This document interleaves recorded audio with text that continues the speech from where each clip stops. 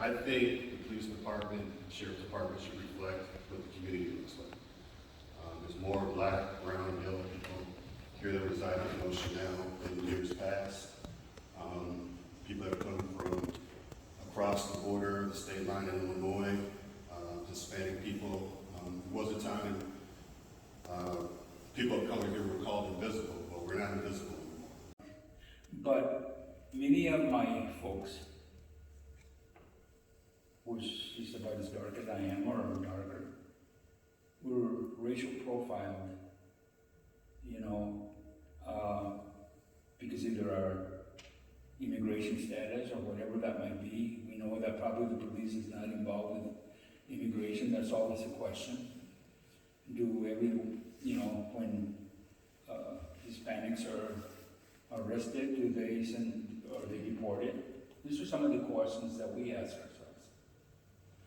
So to build that trust, the officers got to start coming to these meetings too, so they can understand how we feel, and maybe then they'll be able to have time to think and want to relay how they feel as well, and we can have discussions on how to make things better.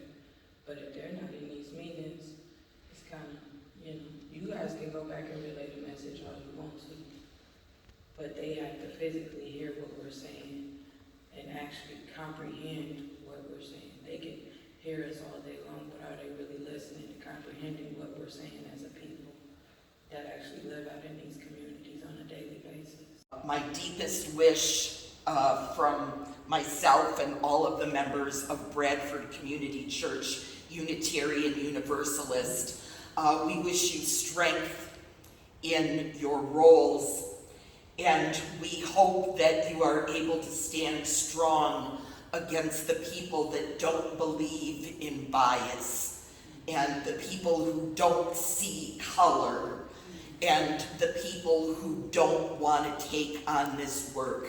It's messy, it's difficult, but it's the most important work we'll do for the survival of our city. We certainly want to thank everyone for coming out tonight. It was by far the best listening session that we've had so far. We got a lot of information that we'll take and digest and present to the executive committee.